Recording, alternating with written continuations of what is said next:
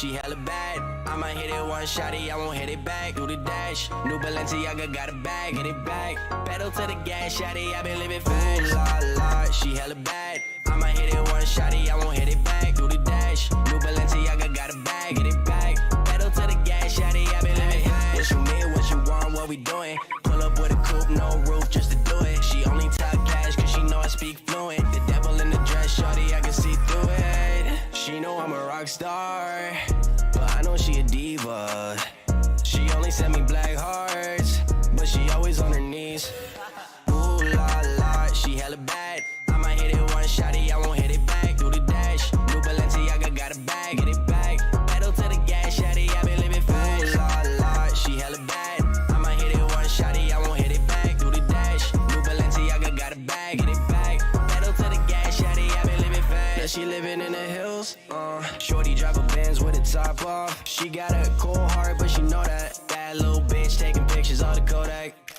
Ooh la, she hella bad. I might hit it one shotty, I won't hit it back. Do the dash, new Balenciaga got a bag, hit it back. Pedal to the gas, shotty, I been living fast. Ooh la, she hella bad. I might hit it one shotty, I won't hit it back. Do the dash, new Balenciaga got a bag, hit it back. Pedal to the gas, shotty, I been living fast. Ooh, look how she moving, she do it okay. Baby out west got a crib in LA. She only want bills with the blue on the face. She hit my DM and she begged me to stay. New bag, new whip, she on it. Too bad, too lit, she want it. Baby don't stress, couple mil in the bank. She look even better when she walk away. La, she hella bad. I might hit it one shotty, I won't hit it back. Do the dash, new Balenciaga got a bag, hit it back. Pedal to the gas, shotty, I been living fast. La, she hella bad. I might hit it one shotty, I won't hit it back. Do the dash, new Balenciaga got a bag, hit it back. Pedal to the gas, shotty, I been living fast.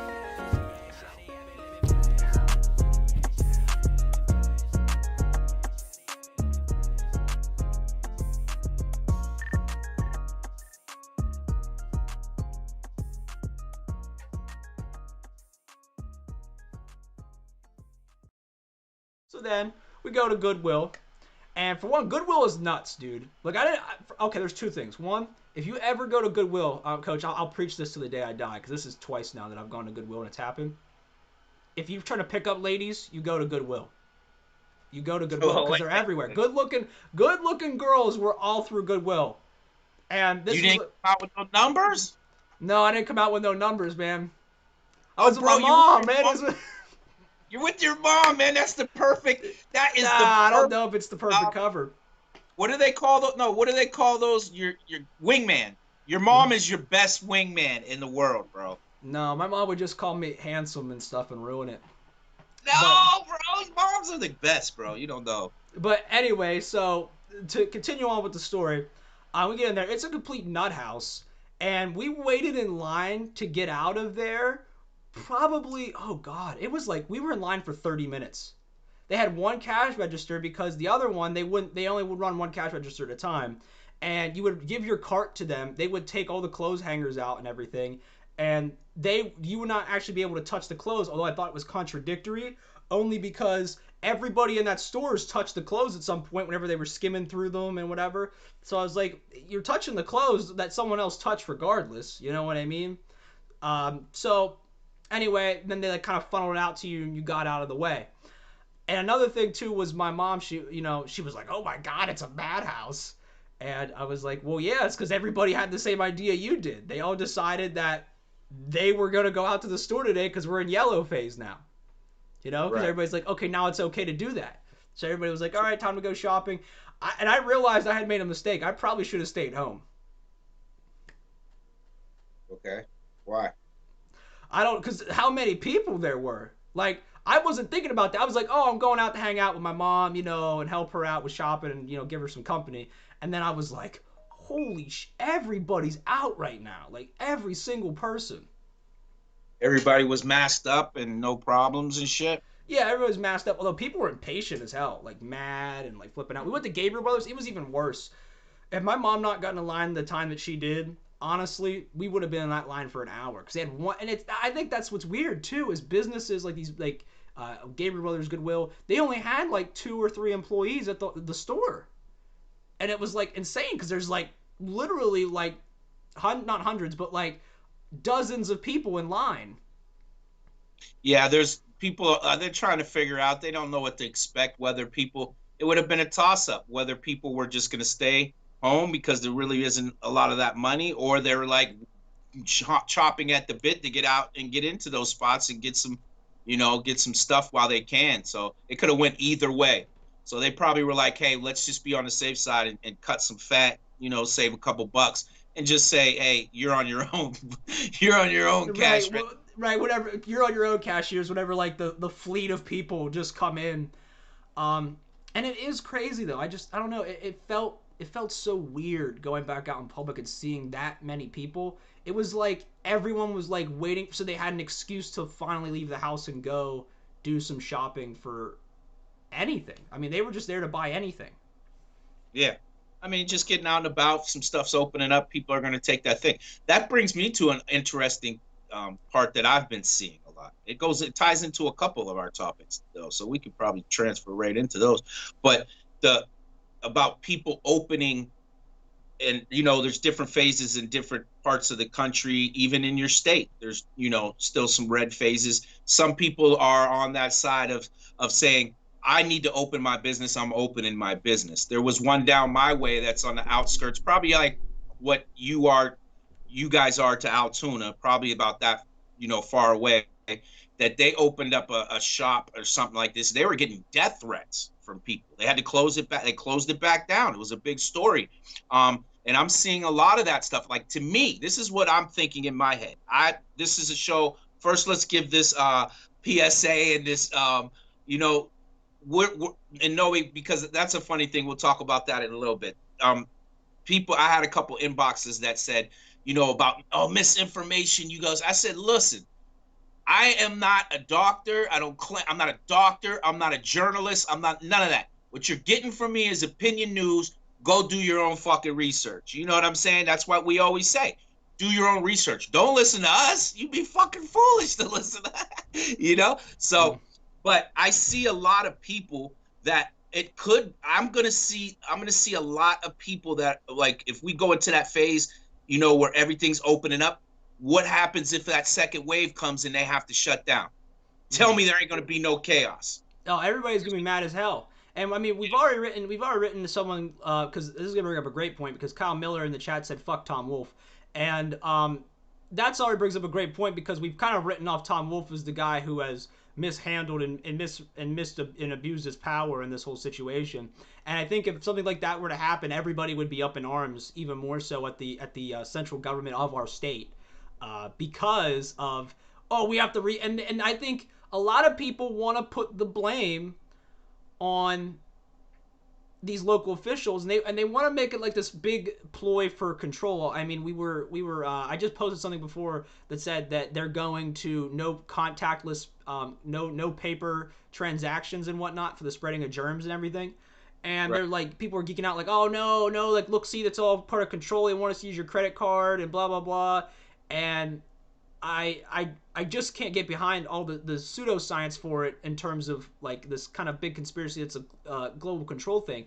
But I think people would have to realize that if it happened again, if we had a second wave of outbreaks, that we would have to do something very similar to what we've done over the past couple months again, because clearly we weren't ready for it. And I think the actions of people like today, like how we were just talking about my trip to Goodwill and like being out in public again today, show like how crazy the world is. Like, because like the minute they got the chance to go out and be back out in the world, they just went straight out there just because they said so. It was kind of crazy. Yeah, you're going to get a lot of that, and I think that's going to cause a big issue, because from my understanding it, just listening to the, as many doctors, different views and all that, they all kind of agree on the same thing, that there's going to be a second wave of it. Whatever conspiracies behind it, theories, whatever, it doesn't matter. It's coming. Right. So you better prepare. You better prepare so you don't, like last time, people ain't running to grab toilet paper and shit. Like, what the fuck was that about, bro? Like, I'm not going to go grab a whole bunch. Like, let's be real. If that's the last essential thing on my, I'm thinking food, bro. If I got to use a wash rag and wash my ass with it every time, that's what I'm gonna do. I'm not worried about no fucking no Toilet paper. toilet paper. Yeah, Yeah. it was just crazy. Well, yeah, and Justin brought this up too in the chat. He said that's bullshit. They've been tracking our shit and selling it to third parties for years, and this has nothing to do with government control. And I agree, fully. Like I said, I don't really think it has anything to do with control per se in terms of like what, of like some grander agenda. I don't think so. I think that hell, Well, I mean there's an we agenda on the table. You have to admit that. No yeah. matter if it's Well, there's always going to be, I mean, I always say it like this. There's always an agenda because whenever things happen, there's people that always stand to benefit. So it's all about the circumstances. I don't think at the time, like, I don't think coronavirus was something that was fabricated and then somebody was like, all right, now this is all part of our plan for the whatever the fuck you think it is. I think it was the coronavirus came and then people said, all right, now how can we make out good on this? Like, that's what I think what it was. the art of war. Yeah. The art of war. They said that. You find what in chaos. You find opportunity in chaos. Their chaos is our opportunity. Yeah. So it's like a positive thing. Like they were probably locked and loaded. I mean, there's a lot of different factors into this shit. I just try to, just use common sense. Like people need to just do that too. Everybody just needs to fucking chill. Everything is all fucking chippy and bitey all the time, especially when you got Trump up there. He's picking these. He's using that as an example. So you could break that down. If we did a fucking study on that, bro, we could break down why people like this person is saying this because of this person, and this person is defending himself because of this person, this side. You know what I mean? And it's just caught. There's gonna be a big fucking blow up. Trust me, something big. Well, you know what I mean? Well, here's something. Okay, so this is a good transition to our topic because again, Justin in the chat says I bought my daughter a tank top from Amazon, and guess what's popping up on my feed? Facebook ads for girls' clothing. And we were going to talk about that today about Trillionaires because as we saw, Jeff Bezos is projected to be the first trillionaire in the world by the year 2026. That's just think of that. To me, like I don't believe that he's the first trillionaire. I think those sheiks over there, but they don't put their business in the Forbes and they don't have to open up them things. So there's some pretty rich people out, but the first recorded one, yeah, that's a lot of fucking money, bro. Think about having you're sitting on $1 trillion, bro. What are you doing? Well, what are you doing to life? I'm saying I don't know if let me see here. Denny in the chat says truth, and Justin says my wife now suspects I'm a crossdresser because the ads. It's okay to come out and talk about it. Right. People are saying like good for him, but I don't know. Should somebody ever be worth $1 trillion? Like one individual. Like think about that for a minute. One person is like literally he has the net worth of countries. Net worth of countries. That man has the power of countries. Should someone be able to have that influence on the world, monetarily speaking? Not that already doesn't happen. I'm just saying, like, should there in general be people that have that much money and that they can do that stuff in an ideal society? It's America. I wanted to say that the other day in that thing we had with Moxie, our guest on Saturday. Yeah, when she said that, I wanted to go in and be like, but that's what our country's about. I don't mind none of that. What I do mind is that you don't have to pay no taxes on it. If you can make $1 trillion, fucking do it.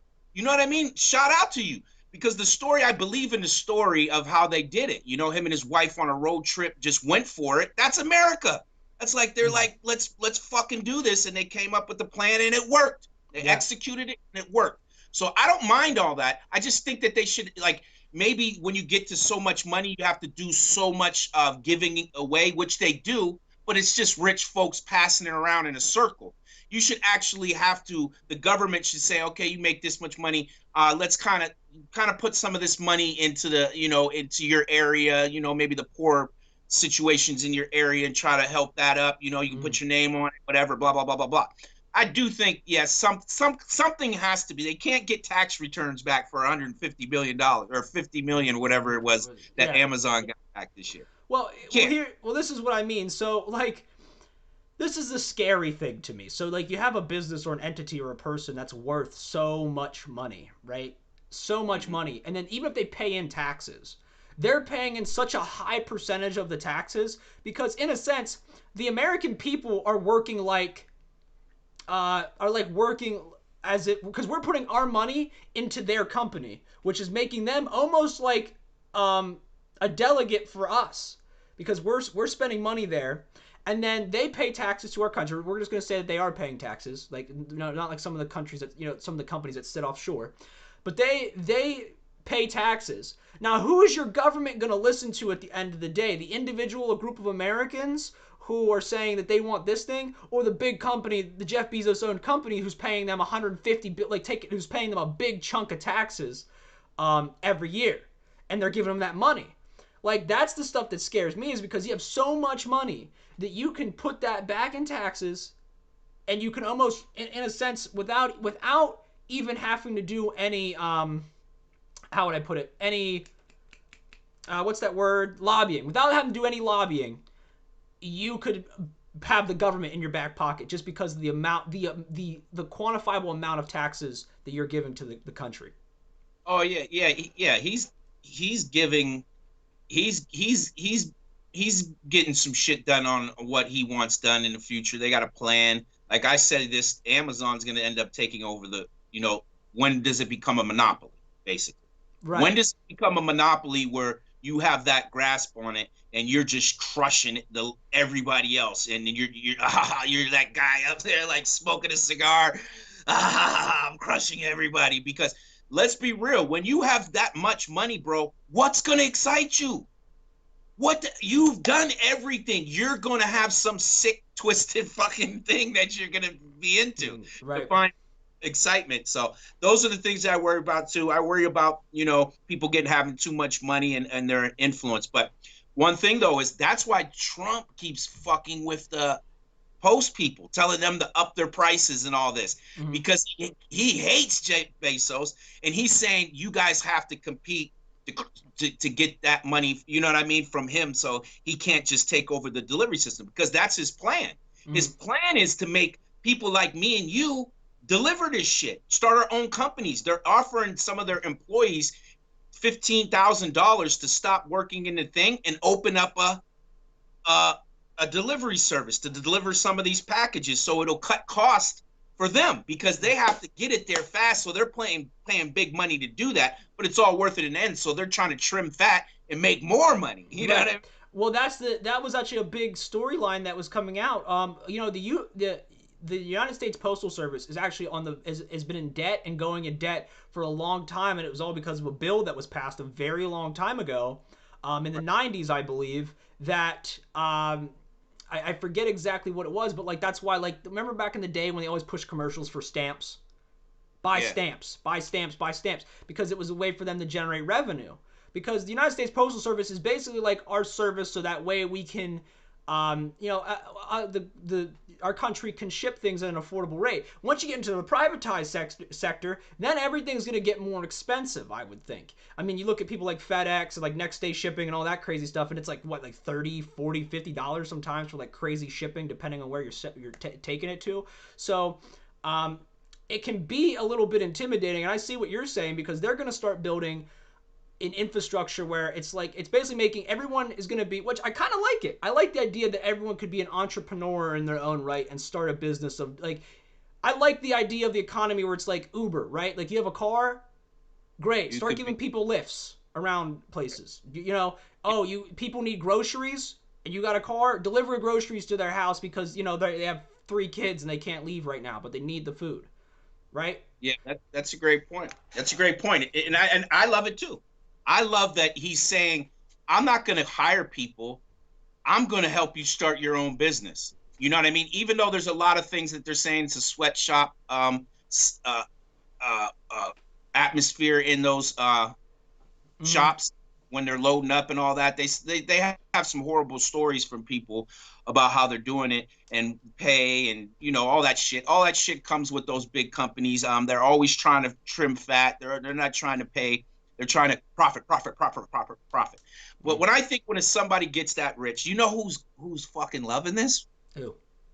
His ex-wife, because she's still stock. in Amazon. So she's just sitting back getting fat. Probably, got her not fat, like Yeah, but getting like, like bank account getting fat. She's probably got her young boy toy having yeah, fun. right. Several maybe even, and she's out Yeah. drinking margaritas out on the beach of wherever the hell she wants to be at. She's living comfy. But I mean, I don't know. What was the settlement? Like $100 billion or something?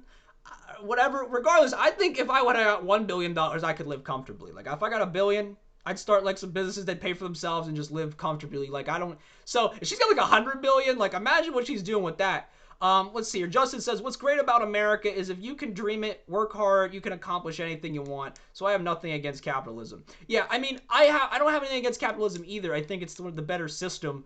It's of the economic systems we have. I just think that we have to put like every system needs checks and balances because we get into hyper capitalism, where companies and wherever the money is, they control the population. They control the means of production because because like it's different. It's like almost communism, but in a different sense because it's not the government that owns the means of productions. It's the private sectors. But the private sectors get so powerful that they become the people that run the government, which in turn runs you. So that's what I mean by like I don't mind capitalism. I'm just saying you got to put checks up and you got to make sure you're watching for that stuff and there's got to be laws in place so that doesn't happen. Yeah, monopolies and shit like that. They very were, like I told you before, they forced Disney to sell some of their networks because they had all kinds of news networks Mm-hmm. that they weren't doing. They were just pushing what they wanted. And then they went through there and said, you can't have all these. You have to sell some of these. You're monopolizing. You know what I mean? And I think that's what Amazon is actually doing, bro. Bro, you don't have to leave your house. You can just call fucking Amazon. Mm-hmm. I think Amazon's going to probably buy like the Grub Hubs and all that to deliver the food. They might even buy that and say you can put Amazon to do it. Right. And that's what I'm saying. It's scary. Is like that everything is owned by this one corporation and all your jobs are provided by this one corporation. And I had a very in-depth talk that I haven't finished yet with someone on my Facebook feed talking about, if you, because I said this like this whole thing with like how the government's paying us $600, right? It's because we're unemployed. More so than the people that are at work right now, the essential employees. And I said, this shows a problem with the big corporations because during a time like this, they're not paying their employees hazard pay. They're making them do more stuff for less pay, for the same amount of pay, and more precautions, and put themselves at risk. And then the people that are unemployed are getting paid. And someone was saying, well, that the government shouldn't blah, blah, blah. I said, no, that's what we pay our taxes for. So the government, whenever something goes wrong like this, we're taken care of. I don't have a problem with them paying the unemployed people $600. I have no problem. I have no problem with the stimulus checks. Not a problem at all. What I do have a problem with is whenever your corporations aren't paying people what they should be paid for, like something like hazard pay. And I said it shows a fundamental problem where these companies are so big to fail, it doesn't matter. And they get to be considered essential while your small businesses have to stay closed down. And anybody that was in this essential part of the phase, like they were making way more money than they were making before. correct. Walmart, fast food joints, all the ones that were able to be open that were for profit, their numbers are through the roof. Now they should have to give that back, some of that money back to their employers, and the government should step in and say, hey, these guys been here working through this shit. You got to give them some of that dough. Like, you know what I mean? You got to, and then the government should take care of like this, like, garbage people. Let's be real, man. What would it look like out here if we didn't have garbage men? You know what I mean? What would it look like? And they have to touch all that stuff. Yeah, they're all suited and booted up, but they're still putting themselves at high risk. Because I think they're putting themselves. We don't know what at this point exactly what the coronavirus is. We have an idea, but we don't know if that shit mixes with something else. And let's be honest, trash has a lot of shit. Right. You know what I mean? They could be at extra, have truck drivers. All those people need to be taken care of because we wouldn't be able to stay home, do a stay home order or what suggestion, whatever the fuck they call it. I don't know how they call an order a suggestion, but you know what I mean? But that's here nor there. So they have to do something for those people at the time. Like they should be doing it now in these checks. What's his name? Mark Cuban had something interesting. I think that dude should be a politician. I think he wants to stay away from it because he knows how slimy it is. Yeah. But he has very good ideas. He's on a board Trump's board that helps them with financial advice, and he says a lot of things that are totally against what Trump's saying. So he's saying things like, this should happen for 2 months. You should send every American, just get it out of the way right now. Every American, no matter what they're doing, give them, unless they qualify for the unemployment or any kind of hazard pay, however they figure it out. But at this point, just give every American every 2 weeks $1,000 for 2 months, and then call that and say, boom, see where you're at that particular point. Right. At this. Well, Justin in the chat asked us, what do we think about the proposal for a stimulus package where everyone gets a check every month while the pandemic is going on? And he said they think it was like up to like $10,000 a month or something per family. That's insane. Like per family, per individual, per household. Like, what does that mean? And then also Renee Gustafon, or oh my goodness, I'm so sorry, Gustafson. Oh man, I'm horrible. I apologize, Renee. My husband's company is considered essential, and they are working 6 days a week, but it took away raises and even cut some salaries. So they're trimming fat. Yeah.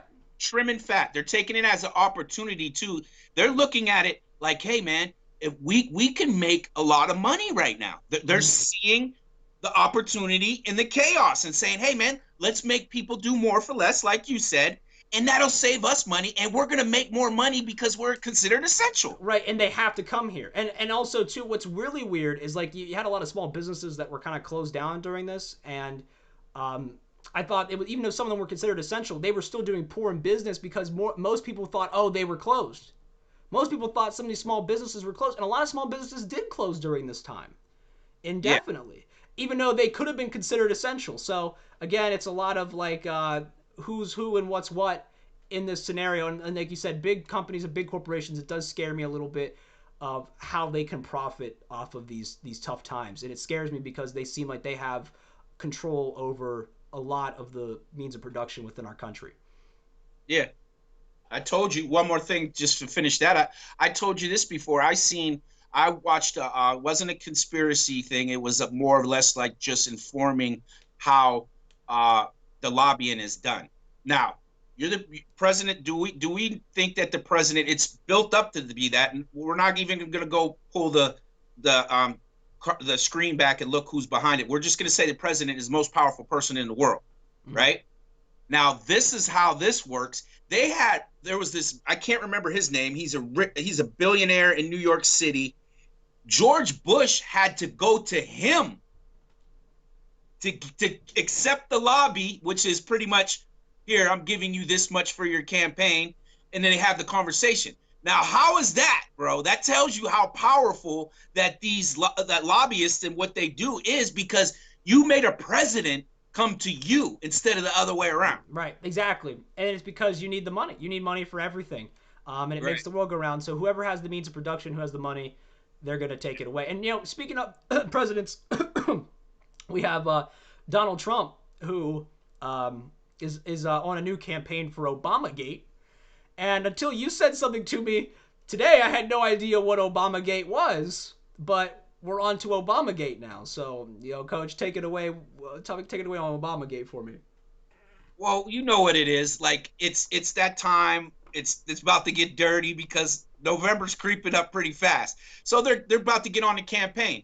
And you could tell the minute that Obama came out and said, he didn't say anything about anything. You could tell he's coming out. He has to do his job for endorsing Biden. So I knew that was coming at some particular point. So, but once he started, the minute he said something, it came out in public, and it wasn't just him out shaking hands and smacking asses. You know that routine.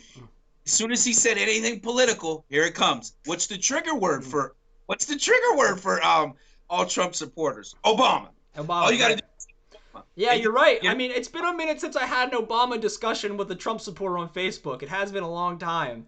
But you're right. It absolutely is the trigger word.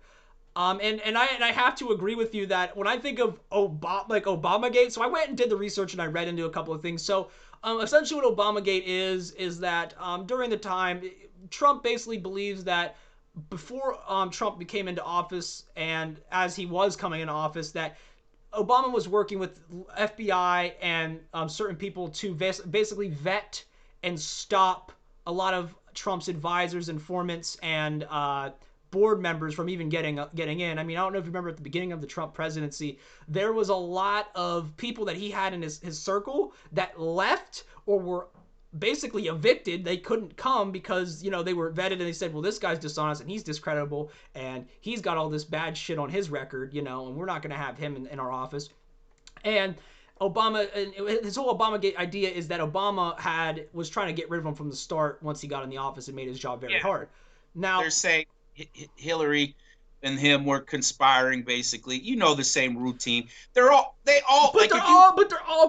think if you're in any race and you're Democrat, Republican, especially in this country, you're all conspiring against each other. I'm sure Trump did some dirty, slimy shit on their part to say something, and let's leave it at that. Yeah, so, and that's the bottom line is what it is. Like, he's just like saying this to get everybody riled up, to take the attention off of what's going on with the virus. They know it's fighting season.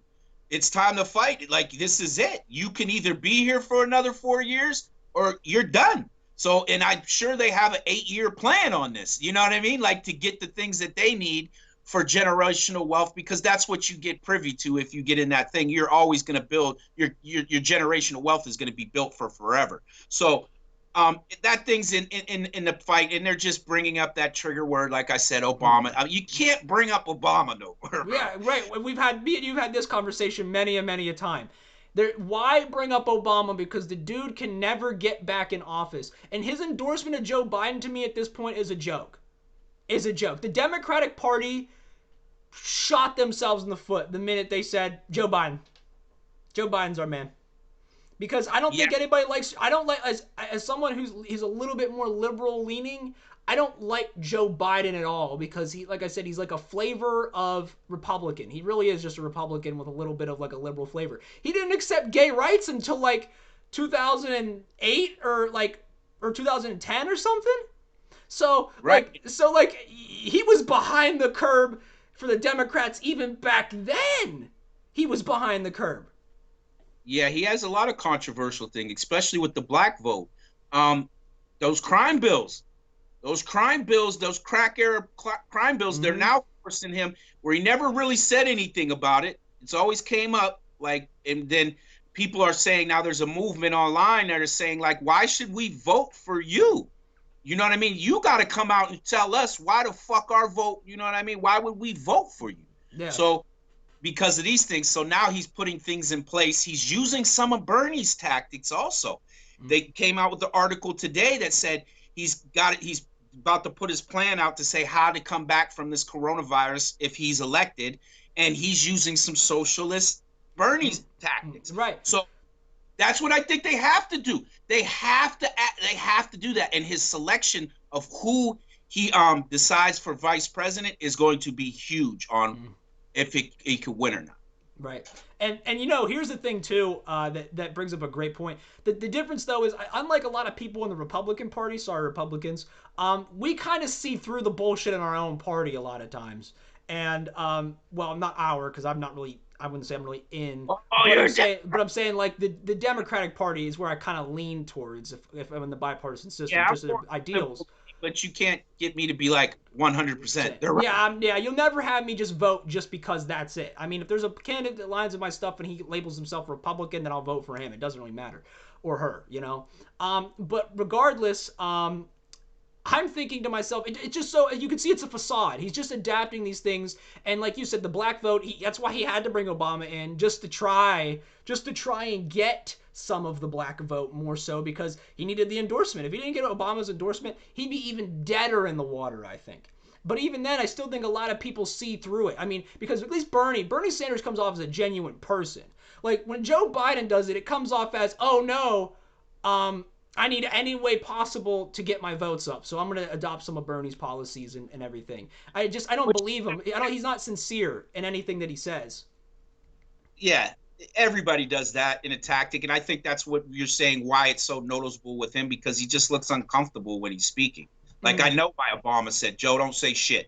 Just sit over there and I'll handle that shit. You know what I mean? Because he comes off and it makes you look at him like, yo, this dude's fucking, there's no good option. And this is the thing about it though. What do you do? You have to force these people, even though they're saying, like we know it's a bunch of fake fucking promises that every politician tells you. You know what I mean? Because they're going in to do what they need to do and what they want to do, and they're just at that point of campaigning and shit. They're just telling you what the fuck they want to hear. You know, some things get done, but let's be real. They're selling us a bunch of fucking dreams, bro. Oh, hey, hey, and another thing. This is we're talking about voting, election season, and the post office, and this is actually very interesting. Do you think it's almost by design, not by design, but they saw a perfect opportunity because as we were talking about, the U.S. Postal Service is actually probably going to go under in terms of money here very soon, and that's like the main way people would vote by mail because of the coronavirus. So do you think that they're trying to throw a monkey wrench in this whole thing because they're trying to make us vote with a postal service that is underfunded, and so basically this whole election to me feels like a wash, because you're the only way we can vote is through a service that is literally being like in debt and is suffering because of it. And on top of that, voting through mail to me just feels like a disingenuous way to vote. And I think realistically speaking, we were talking about this election, but I already know it's a wash. And we had someone who said that they voted for Trump last year because they thought Hillary was the lesser of two evils, and I don't blame you, so whatever. But go ahead. Right. Yeah, there's going to be some issue with that. Trump doesn't want that. He doesn't want it done by mail because he feels that something, the Democrats are going to, throw the whole, steal mail bags and shit. You know what I mean? But let's be honest. The fuck, to me, even going and voting, the process and who really counts the votes, it's one fucking company that isn't in America. America has no legal thing to say anything to them. So to me, you know what that sounds like? Whoever's the fucking highest bidder at this point, we're gonna make sure those, because you got to kind of think that when it came to George Bush and Gore, like we didn't get to the results to the next morning, and it was what, like a couple votes or something? Yeah, it was like a couple thousand. It was like 5,000 votes or something. Yeah. Andrew Sutherland. Oh, go ahead. Oh, go ahead, read it. Andrew Summerlin says, "Hear me out. There is only one party. They use old war tactics of divide and conquer. They split into two parties, turn the people against each other. They won't question things. They will just pick a side. And if you look at the picks of the Clintons and Trump, is there by their side." Wait, what's that? If you look at the pics of the Clintons and Trump, is there by their side? Oh, like Trump has pictures with the Clintons, is what he's saying. Oh yeah, they're all into it once, and then it comes down to, guarantee you that, like when Hillary and Trump were going at it, I guarantee you they probably weren't going out in public because they couldn't risk that being shot. Like a public but they image thing. They were having conversations like, "Why'd you say that, Donald? Come on, man." In that world, it's probably like we talk about friendly competition. Yeah. And during that time, you can't talk to the other side because it would look bad on you at that time. You're at war. But then when it's over, of course, then you can sit down and talk again.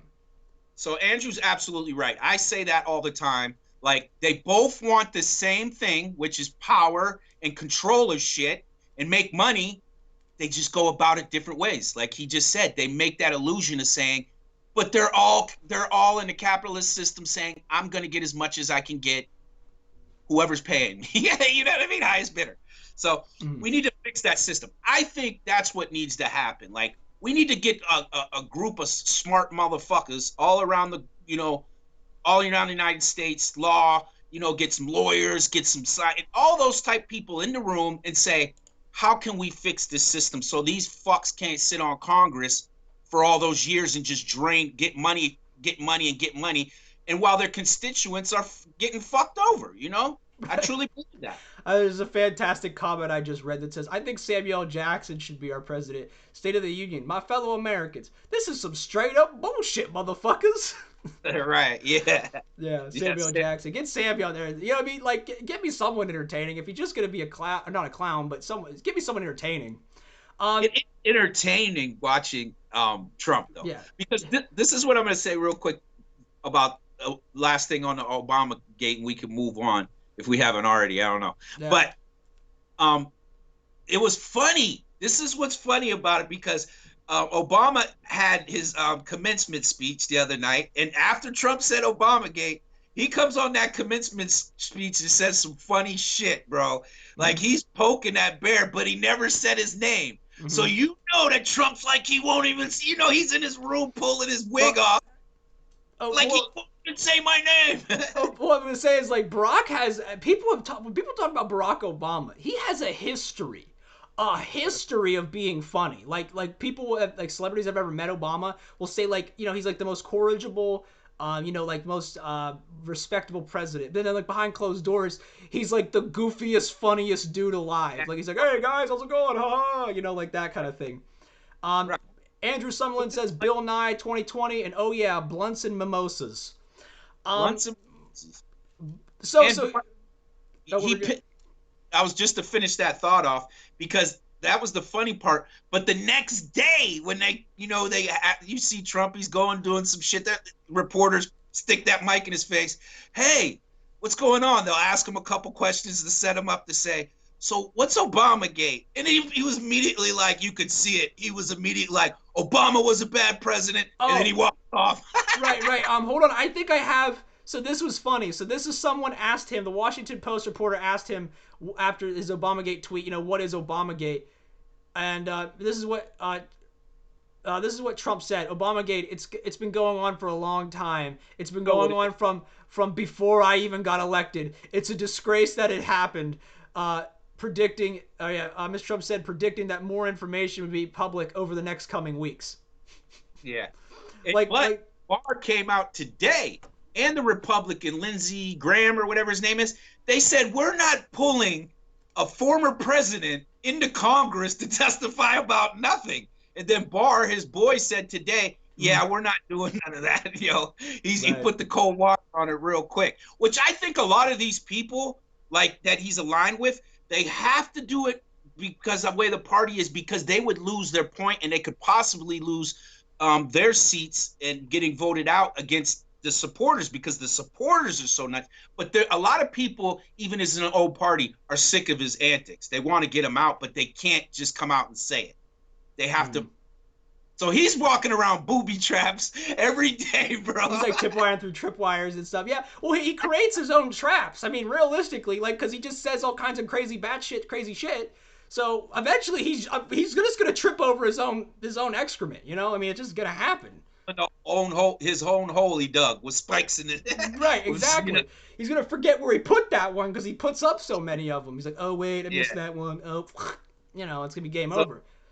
Yeah, so just to top that off, like this season's going to be fun. This election season, because all the shit that's going on, I got time for it. I don't have, things I'm doing, but I got time for some comical shit. Just imagine Trump and Biden going at it on stage. How that's turned out. Well, I was going to say, we got time because sports is looking indefinitely pretty much postponed, and we'll be talking about that now, the future of sports.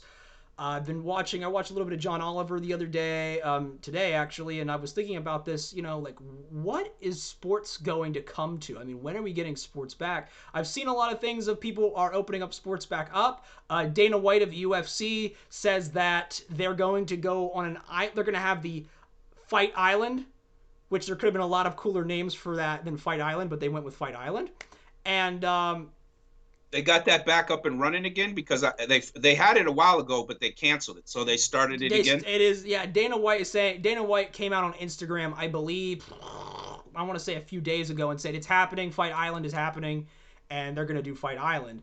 But then but crazy thing was, they were gonna import some people for Fight Island, and they had to like 2 fighters, and they had to cancel because him and his associates got coronavirus. Already. So I mean, I think it's already too risky. And you even brought up the second wave's coming. If the second wave's coming, then we have to be cautious opening up sports right away again, because even though places are going back into yellow phase, when that second wave comes, I feel like it's going to hit harder than that. Yes. I think there's going to be a thing, but like I keep saying too, I don't see no choice. Like you got those two sides of people. One that's like, just stay home. You guys are being. And you got the other side. I'm on that side of saying, hey, man, you just got to open it up and hope people have common sense.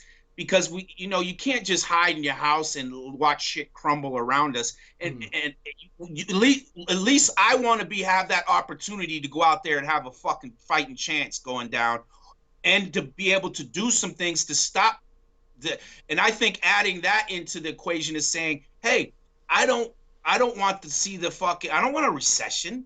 I don't want none of that. And that's what's going to happen if we keep being it out there. So those are those type of things where there's people that are going to say, yeah, we need to do it. We need to not. And sports is one of those things. There's a huge divide of it, because I mentioned Mark Cuban today. I listened to him.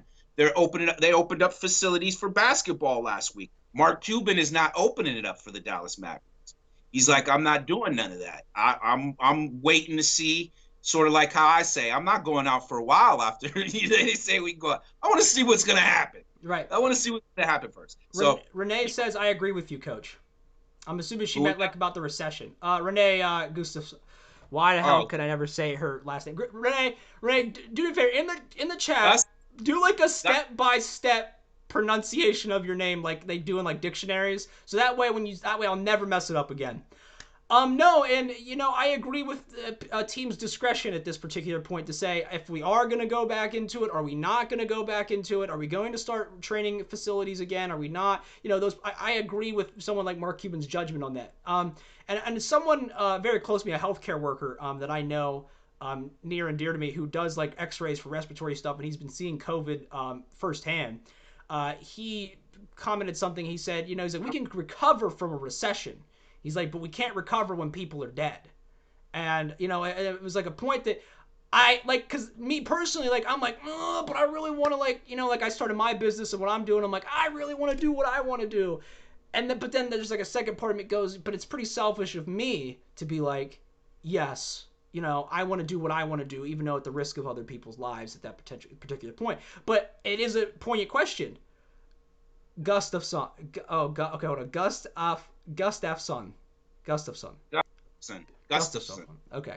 Gustafson. All right. Gustafson. I'm going to say that like... My dog was named Gustafson. That was his first... Yeah, his first name was Gustafson. Gustafson? Okay, good. Now we have it pronounced. Good. I bet it's Gustafson. Andrew commented, he's like, I bet it's Gustafson.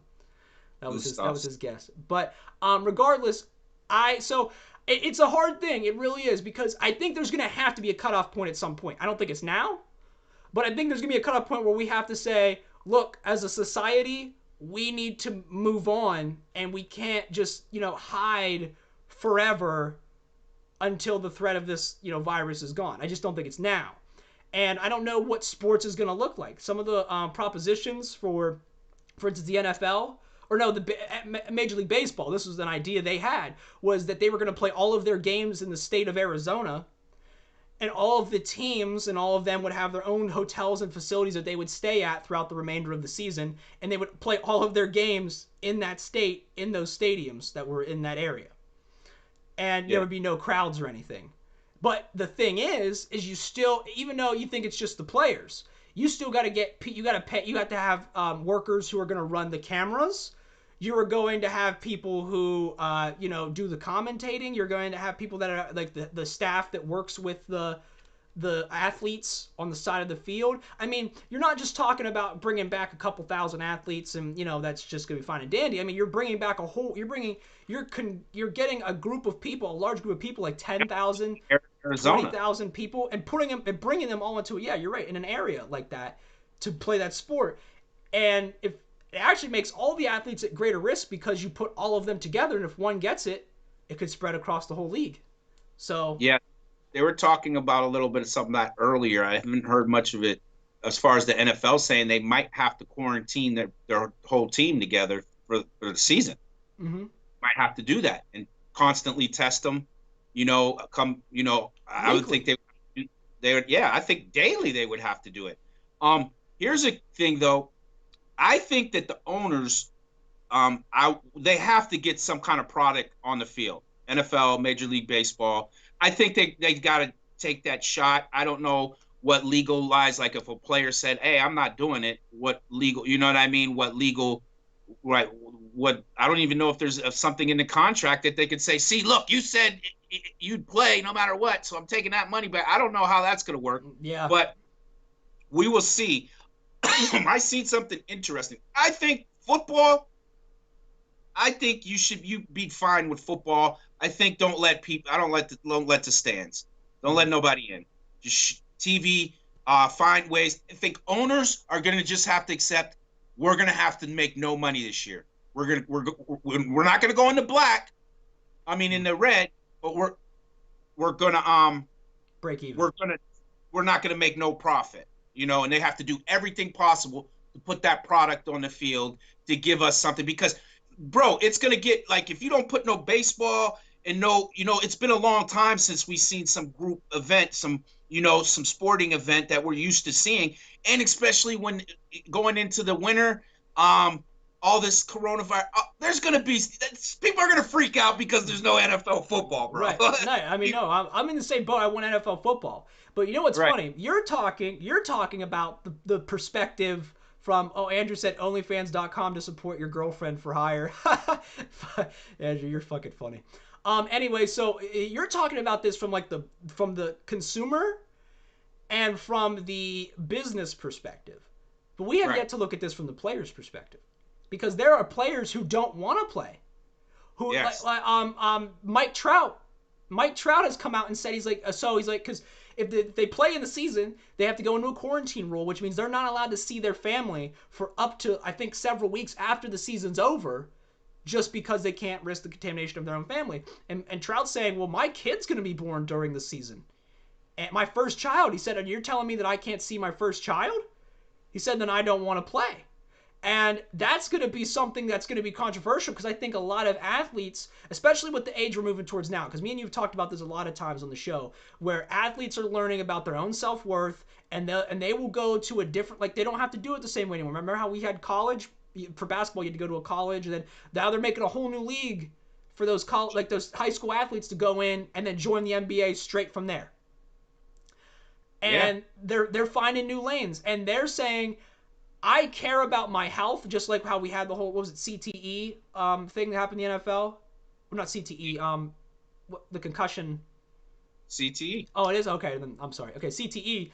It's the same principle. They're going to choose their own health and well-being over the longevity of the sport. Now, some of them will stay. I'm sure some, athletes are going to say, yeah, I'm going to play. I want to, participate. But I could see a lot of athletes also saying the different side and saying, I'm not playing this year.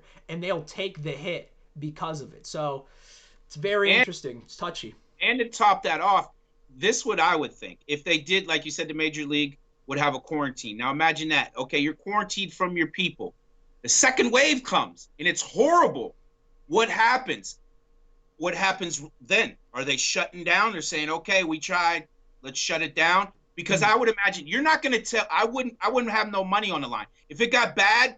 And I had that money on the line. I'm going to say, hey man, you take my money. They're going to have to do something in that manner where you're not going to get paid for the rest of the season or whatever. You just have to forfeit that because you have to go be with your peoples. Mm-hmm. And I think it's just going to be a clusterfuck. But I think you have to try. Right. You can't just cancel it because it's going to cause more problems to us out here. Let's be real, man, because people are like you said, when you went out today, people are pissed off. That is probably one of the biggest factors that adds into that is a lot of people walking around here dealing with the coronavirus, dealing with work, dealing with bills, and then you take sports away from them. Mm-hmm. Bro, that's like that's therapy. That's right. Release. That's therapy for me to watch some football, bro. I might bug the fuck out. Right. Well, listen, I'll quarantine you if that day comes. Like I'll keep you away, like in a box somewhere, like away from society, because I don't want you killing nobody. But no. I mean, and I get what you're saying. I do. Justin Grove says, I think they need to open up strip clubs. These girls are paying for their college, and daddy needs his lap dance. Oh my. But seriously though, the reason why I'm saying it from this perspective is, because I've tried in my own mind. I tried to be a little selfish when thinking about my own needs, but at the same time, I was thinking about everybody else's too, and I was saying, well, is it really worth it? I mean, when I went out to Goodwill today, when we were talking about that, everybody was pissed, and you're right, people were pissed off and agitated. But I think it also comes from a problem where a lot of people are fundamentally selfish, And so whenever they got the yellow thing, like, finally they can get back out here. And then they're like, why is there so many people out right now? You know, as if they don't have needs. Like, or like if other people around them don't have needs. Or they don't have things. And that's what I'm saying. Like, I think it's going to be a clusterfuck no matter what when you reopen sports. Because you're going to have disputes with the athletes. Some athletes are not going to want to play because they don't want to risk their health. You're going to have of course the owners and the business owners of the different teams and league and everything, they're going to want it to go on. The fans are going to want it to go on. But I think at the end of the day, we have to kind of respect everybody. Now that's up to them. I'm not making a decision for the businesses. Do I think it's ethical to reopen the league? I think if the numbers are saying different, like say like we go into yellow here and we're get the second wave and it's really not that bad and we get an understanding of the disease, I don't think it's unethical. But I think if like we get a second wave and everything's horrible before the season actually starts, like the NFL season, I think it's totally unethical to reopen the league and then say, all right, guys, play football and put yourselves at risk. Yeah. And I'm sure the NFL union is probably right now like trying to work out the rules and like if someone gets sick, do our players get, you know, like what are they getting compensated because, you know, you put them in this position, so to speak, or something. Or they're going to make them sign some paperwork to say the NFL is going to make them sign paperwork saying you put yourself in this position if you decide to play. Yeah, that is going to be a lot. There's a lot of liability shit being talked about. They're going on with the plan. It's a day-by-day operation. Every day they're saying, all right, let's see what tomorrow brings. And they're just planning. They're putting it out there saying, but nothing's written in stone. We don't know what's going to happen, even if they're going to have it. I would imagine that they never want to say that the season's over. They're going to push that all the way to as far as they can, right? For whatever reasons. And seen something. I just wanted to say it's like an NFL team when they go to rebuild mode, like I witnessed just a couple years ago. Oh, we're not rebuilding as they trade away your whole team. Oh yeah, they're not going to tell you that shit. They're going to tell you what you need to hear and not what you want. You know what I mean? Right. I mean, not what you need, what they want you to hear, not what you need to hear. But I seen something that they're taking it. They partnered with Oakley today. I think it was today or the last couple of days. And they're making those shields. Everybody's going to obviously have to wear one of those shields that people wear. And they're making some kind of thing to put over the face mask, some like surgical mask type thing over the face mask too. Mm-hmm. So they partnered with Oakley today and they're working on doing that. So they're just taking the proper steps. We never know because they're going to wait until the last minute to say, hey, we can't do it. Because they don't want people freaking the fuck out, you know, going after Roger Goodell. Right. Well, I mean, Roger, let's be real. I mean, we're really just looking for an excuse to go after Roger Goodell, and this would be it, you know? Yeah. He's one of those in those percents that just, you know, you want to just smack him in the fucking head when you see him and shit. Be like, what's wrong with you, dude? Like, what are you doing? Right. So, yeah, there's a lot of back and forth going with the Players Association and union and the NFL, and they're working that out. I don't know if they could make like it. They might say that to players, but I don't know how that contract's going to go. They could say, "Hey, man, we're not going to hold it to you," but that's a lot of fucking talking with owners, NFL players. So right, but I mean, round and round and round. I'm telling you, it's going to be very slapped together. It's going to be probably a poorly done process, and there's going to be some winners and losers. But at the end of the day, I feel like that's where it's going to lead because I've just seen a couple of athletes, like outside of Mike Trout, you know, a couple of players within the NFL even who have come out and said, you know, like, I don't know if I want to play coming up. Like running back Josh Jacobs for the Raiders. He said he might have problems with playing if this continues. So like that's stuff to be worried about. Like if your players aren't going to play, because if someone like him doesn't play for my team, I'm going to feel like I got kind of robbed of a season if we don't do good, you know? But I don't know. I just know there's going to be a lot of turmoil. And Justin says, I was kidding, by the way, Dev, happily married with 2 kids. Hey, man, if you want to go to the strip club, man, me and Coach are not of the opinion that we would judge you. As long as your wife's not here, we won't tell. It's okay to go to the strip club if you're married. Take her with you. Take your wife with you. You guys have some fun, man. Get her. I saw the part where it said 2 kids, and I was like, take the kids, you know, go get them a happy meal. Take the kids. Take the kids, make it a day night, you know, have a good night, have a good time.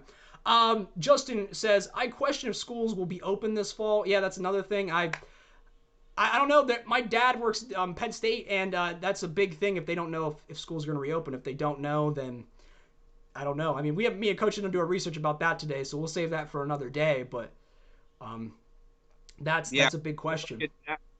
that is a concern too. You don't want to just put, the kids are germiest as is. You don't want to stick them in a room with each other. They're sticking their fingers in each other's noses. You know what I mean? Right? Yeah, exactly. Called it a kink. Yeah, you don't want to you don't want to take no chances with the youngins, man. They just need to fix out, like this is the key thing too though, bro, that I think about every day. I think our life, like they've been saying early, like it's never going to go back to the way it was. There's a lot of people that are saying, you know what? I can cut fat. You can work from home. Yeah. I see that time and time again that they're saying, a lot of people on my friends list are saying, guess what? I get to work at home from now on. You know what I mean? Right. I don't have to go to the office. I can stay at home and do my job.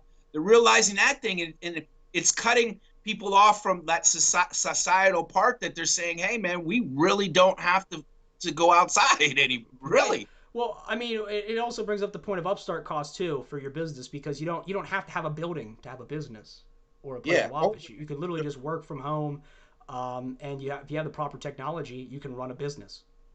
Yeah, you could do it, and I think that's what they need to think about right now. Just say, hey, man, we're canceling school. We're going to do it all tech and just troubleshoot it all the time. And a great thing Mark Cuban said, you got to see this. I'll share it on Bridget again. He has a lot of great ideas that to me make fucking sense. Like they need to stop all this fucking bickering back and forth with each other up there. They're going to have to do something. They're probably going to have to do something again. You remember I told you that at the beginning. They're going to have to do 2 more release things at minimum, even if they're saying that this is going to go away if we, do this and that. Even if it goes away, they're still going to have to be on the hook for 2 more of those, as I see right now. So, but Mark said, you know what? This is what we could do. We can create major federal jobs for people of some of the things that they're going to have to do. That after when this thing's all done, that we're going to have to do to build up the country. You could create. He said he was talking about going in and healthcare needs Right. healthcare needs structure. The IRS has been understaffed forever. Like tax workers and whatnot has been understaffed for forever, literally. Like for like the past 20 years, it's been understaffed. So and just doing things that we need to get the infrastructure up. Like I said, if they were saying something like, okay, what I would do personally right at this particular point when it was over, like a lot of people that didn't have jobs and lost jobs, I would have those jobs that we know we're going to need. If you're going to give away something for free, now if they told me, hey, coach, we're going to give you the stimulus check, but here's an opportunity also. You could get another stimulus check if you go out and say, when this is over, clean up the park. You know what I mean? Clean up your neighborhood park. Do the things that we pay somebody else to do. You do it. We'll provide you with the material. Balance those things out where we're not just handing people money. Like you could make jobs, bro, with that money that you're giving us. You could say, hey, man, and I agree with that. The first couple, I know you have to do, it's one and off. But if it's still struggling and people need opportunities, create them. mm-hmm. Create them with that money saying, okay, we need to do this. We're on the hook for this as the government in the States. We have to do these things to get the country back and running. It's going to cost us money, more money. Let's hire some of these people that don't have fucking jobs and give them the money. Absolutely. So he has great ideas, some great ideas that when I listened to him talk the other day, a nice interview that I think would work. Yeah. So, guys, Coach will be posting a link to Mark Cuban's video, I guess, on Bridging the Gap here so you guys can see that interview. Coach, do you have anything else? Because I have to end the show on this one comment because it's pretty gross. Yeah, I want to say what's up. The guy that played at the beginning, he's from my hometown, Erie. I think his name is pronounced Rozei, but it's Carter Perkins. He's 21 years old. He found his way into the game. People always been trying to do that from my town. Very few people got very far where he's at, got signed to Atlantic. Young, 21 years old. He found a lane, went on Fortnite, pumped his music. He's got 3 million views after a couple months, and he's getting that recognition. I hope he does a good job and puts on for our city. I just wanted to send that shout out to him. Shout out to the boy out in Erie. All right, so Justin says, at the strip club that he went to, there was a Nick. They had one. They had a stripper named Brown Eye, and his friends took him there for his 40th birthday 3 years ago, and he hasn't been back ever since. So there you go. There's your gross out story for the night, guys. All right. So with that all being said, guys, I hope you got some good advice on what you think about, because I think we had a great show about the coronavirus and the next steps of what's happening today. So that was a good part of it. But I hope you guys are staying safe. You're staying beautiful. Take care of yourselves out there, and we'll catch you next week or sometime this week. See you.